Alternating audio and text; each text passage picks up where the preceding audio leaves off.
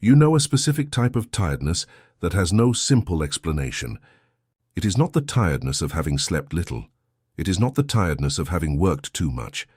It is that weight that is present even after a full night's sleep. A density you feel before opening your eyes, which is already there when the day begins. An exhaustion that does not respond to rest the way it should. And when you try to describe it to someone, the words that come do not completely capture what you are feeling. Because what you are feeling is not just physical, and it is not just emotional, and it does not fit perfectly into any of the categories available in everyday vocabulary. And along with this tiredness, there is something else, a kind of internal radar that seems to have been turned on at a volume you did not ask for and do not know how to regulate. You enter an environment and feel something that has no name. You talk to someone, and there is a diffuse perception that something is not aligned, but you cannot articulate what, and when you try, it seems like exaggeration or unjustified suspicion. You leave certain interactions with a different energy than the one you entered with. Not just tired, but as if something had been drained in a way that goes beyond what the conversation itself justifies. You have wondered if this is imagination, if it is anxiety disguised as discernment, if you are projecting, if you are being unfair to people who perhaps do not deserve the suspicion your internal system is generating. And this doubt, this confusion between what is genuine perception and what is noise from your own overloaded nervous system, is one of the most exhaustive states to inhabit for a prolonged period. What I am going to show you today is that there is a real distinction between these two states, that there is a type of perception that is a genuine gift, documented in the scriptures, with a precise Hebrew name, with precedents in lives that change the course of history because of it, and that there is another state that looks like this gift, but operates by a completely different logic and produces completely different consequences in your life. And that understanding this distinction is possibly one of the most important works you can do right now.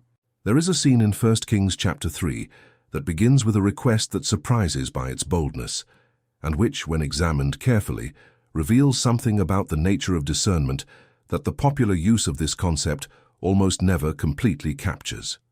Solomon has just become king. He is at the beginning of his reign, still young, facing a responsibility that would be overwhelming for anyone with enough self-awareness to understand what they were carrying. And God appears to him in a dream and asks a question that is perhaps the most extraordinary any human being has ever received. Ask what I shall give thee. Think about what this question opens up. Not a list of pre-approved options, not a conditional offer. An open space for an unrestricted request made by the authority who has the capacity to fulfill anything that is asked. And Solomon asked for a single thing, not long life, not wealth, not victory over his enemies, although all of these were legitimate and all were available. He asked for Lev Shomea, Levshomea. In literal Hebrew, a heart that hears. Translated in most versions as an understanding heart or a wise heart, but the original image is more specific and more physical than the translations preserve. Lev is the heart in the biblical sense, not the seat of emotions as popular use has crystallized, but the center from which proceed the will, judgment, perception, and decision. It is what you would use today to say, the processing center of who you are. And Shomea is the participle of shama, to hear but with the sense of hearing with intelligent attention, hearing with the intention to understand and to respond, hearing in a way that produces guidance for behavior. Lev Shomea is literally a heart that listens in a way that understands, a center of perception that is attentive, open, and capable of distinguishing what it is hearing. And the purpose Solomon articulated for this request is equally specific. That I may discern between good and evil.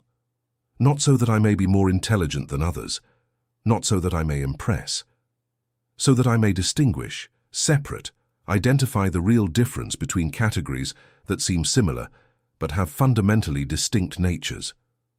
And here is the detail that changes everything. The text records that this request pleased the Lord, not just that it was granted, that it pleased him, that there was something in the nature of the request itself, in the choice to ask for perception instead of power, understanding instead of control, that resonated with something central in the character of God. And the first manifestation of Solomon's Lev Shomer, that the text records, is neither a mystical revelation nor a dramatic prophecy. It is a concrete, human, complicated situation. Two women, one living child, one dead child, two incompatible versions of the same story. And what Solomon perceived, with the Lev Shomer in operation, was not accessed through forensic investigation, nor additional witnesses, nor available documentation.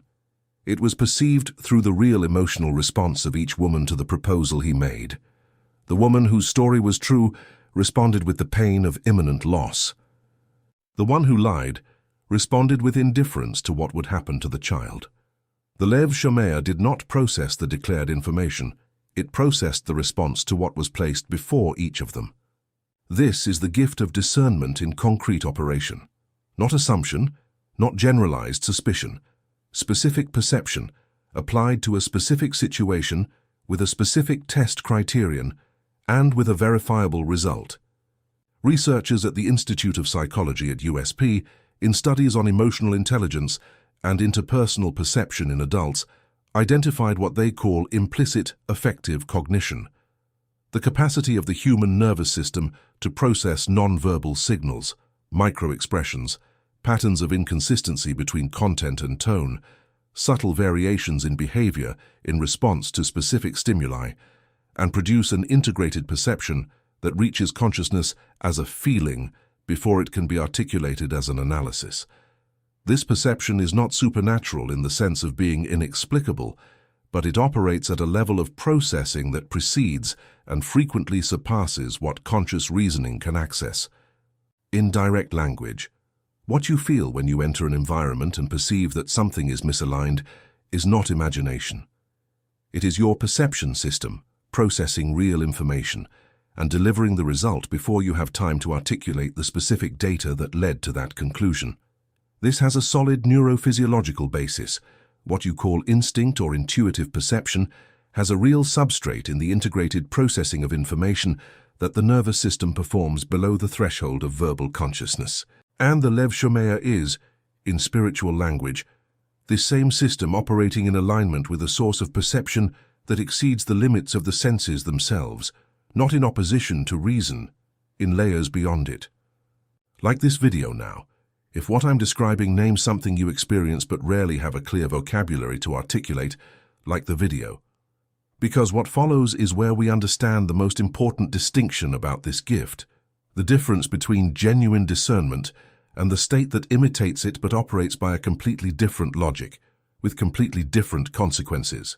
There is in the Greek of the New Testament a specific word for the gift of discernment that appears in 1 Corinthians 12, verse 10, in the list of the gifts of the Spirit. That word is diakrisis, D-I-A-K-R-I-S-I-S. It is formed by dia, through, by means of, and crisis, judgment, separation, distinction.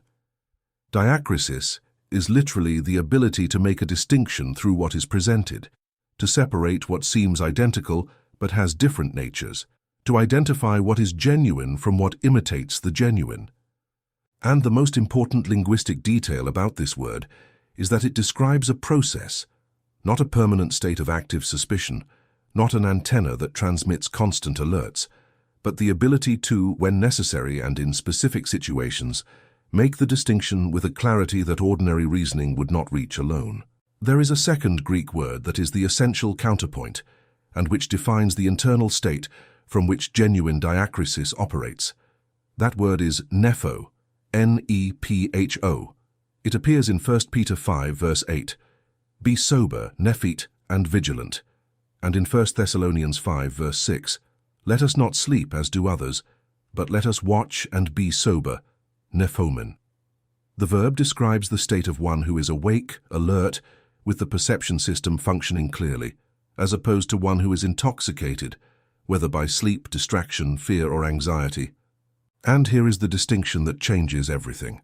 Nepho, vigilant sobriety, is not the same as anxiety. The state of anxiety also produces hypervigilance. It also keeps the perception system on alert. It also makes the individual sensitive to potential threats in their environment. But anxiety operates from a premise of universal threat. The system is looking for danger everywhere because it has learned that danger can be anywhere. NEFO operates from a premise of fundamental security. The system is attentive and clear because it is at peace enough to perceive accurately without distortion by fear. Genuine diakrisis emerges from NEFO, from inner clarity, from sobriety that is not being colored by trauma, generalized suspicion, or the need to find a spiritual explanation for every discomfort that has no immediate explanation. And the state that imitates diakrisis but operates by another logic emerges from anxiety, from the nervous system that was trained to perceive threats and now finds threats in patterns that are sometimes real and sometimes projections of the overloaded system itself. The distinction between the two is not always immediate, but there is a criterion that the scriptures offer with consistency: the fruit. Galatians 5 documents the contrast between the fruits of the Spirit and the works of the flesh, with a detail that is rarely mentioned in the context of discernment. The list of the fruits of the Spirit begins with love, joy, peace, and the list of the works of the flesh includes enmities, strife, jealousy, outbursts of anger, disputes, dissensions, factions. The diakrisis that comes from the Spirit, when genuine, produces peace. It may produce difficult decisions, it may produce necessary distance, it may produce honest confrontation, but its internal signature is peace, not the state of constant alert and the feeling of being surrounded by hostile forces. Anxious hypervigilance produces the second set: enmities perceived everywhere, strife, factions, the feeling that everyone who approaches has a hidden agenda. Subscribe to the channel now and hit the bell, because the next video will go into something that is the necessary practical step after what we are discussing today. How to cultivate the Lev Shomea deliberately, the specific practices that develop this type of perception, and how to distinguish what your system is communicating from the noise that exhaustion generates. Hit the bell now. But now I need to tell you about a scene that is, in my reading, the most specific example of genuine diakrisis in operation in the scriptures.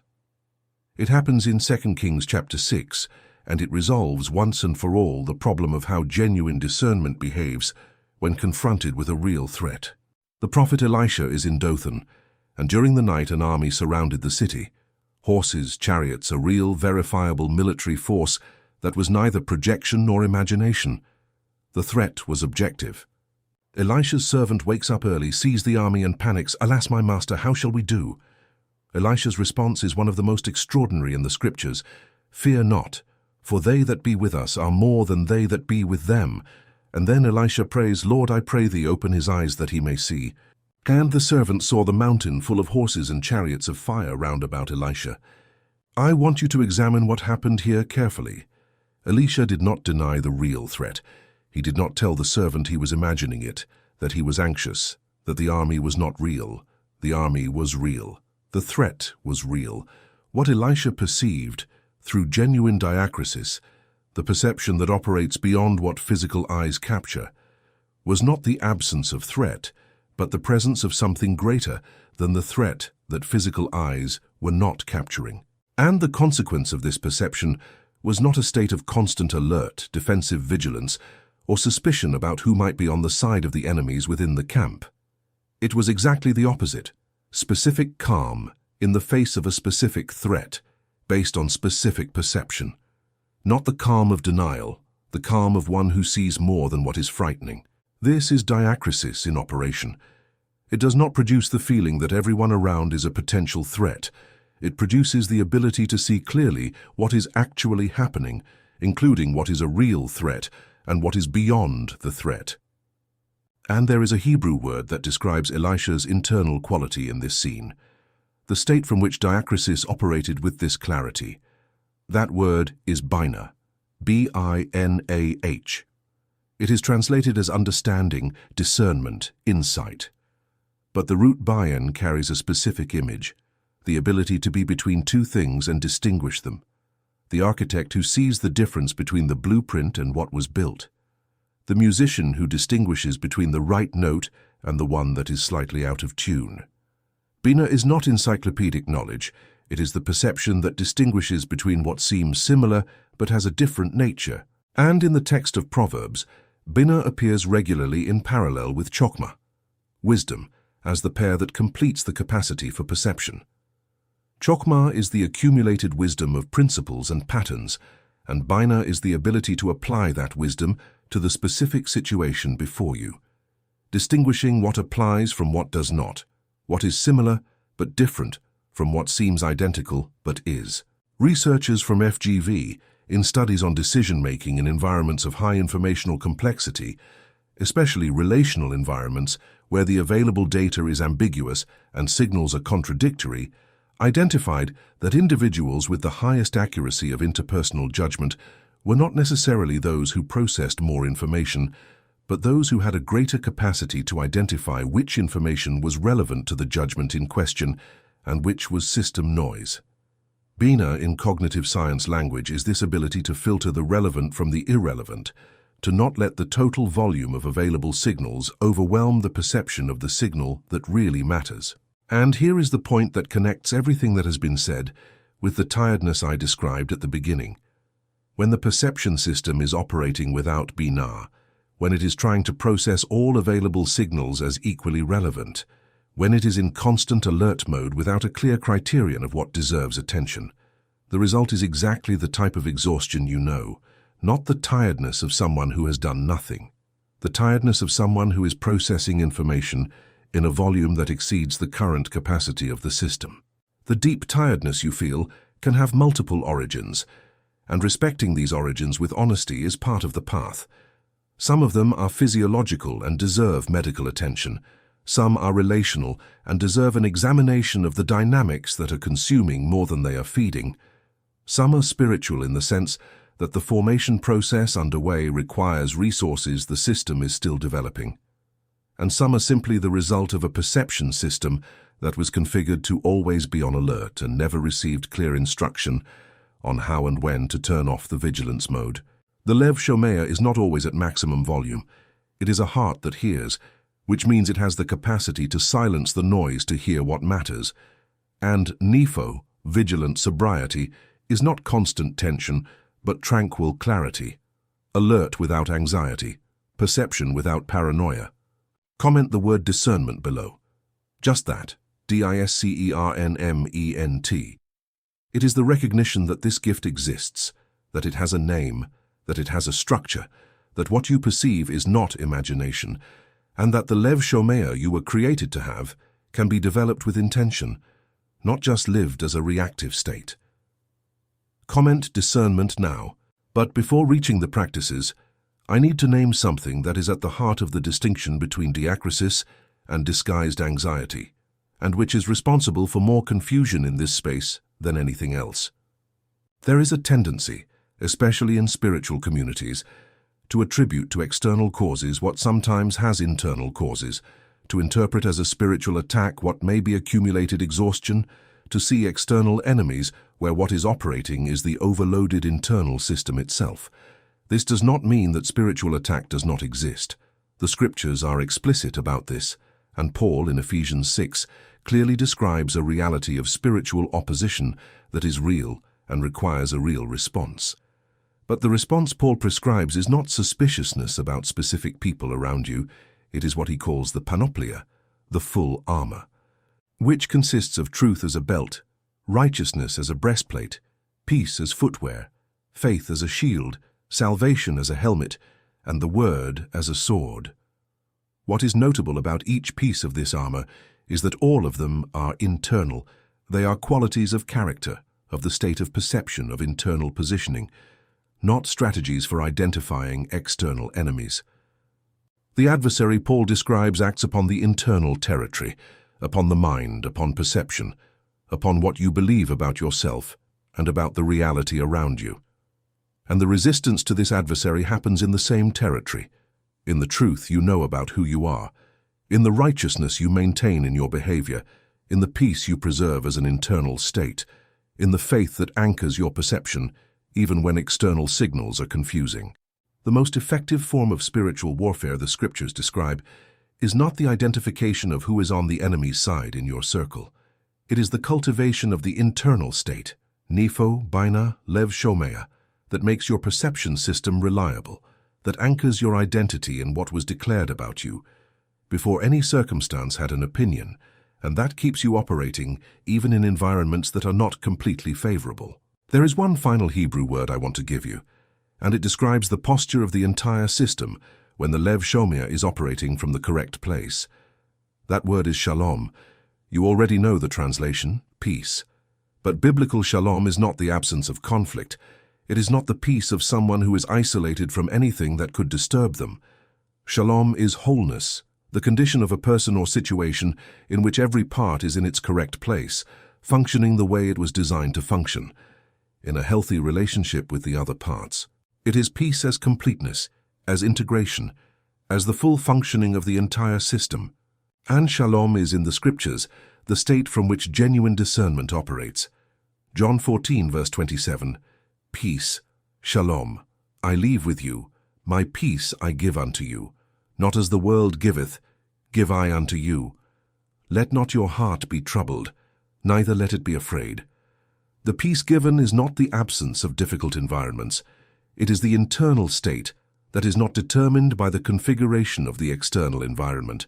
And it is this state, this anchoring that is not disturbed by what comes from outside, that keeps the perception system clean enough to operate with accuracy.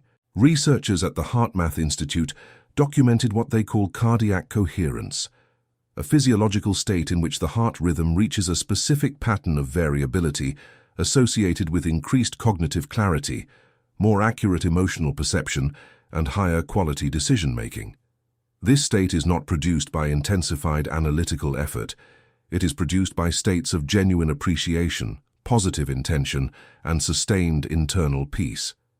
In direct language, your perception system works better, produces more precise discernment, less distortion by anxiety, greater capacity to distinguish the relevant from the irrelevant, when it is operating from shalom, not from a state of constant alert. Science is describing Solomon's Lev Shomer in the language of contemporary neurophysiology.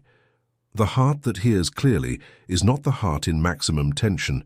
It is the heart in shalom, integrated, sober, tranquil enough to hear what matters without amplifying the noise. So what to do with all this in a concrete way?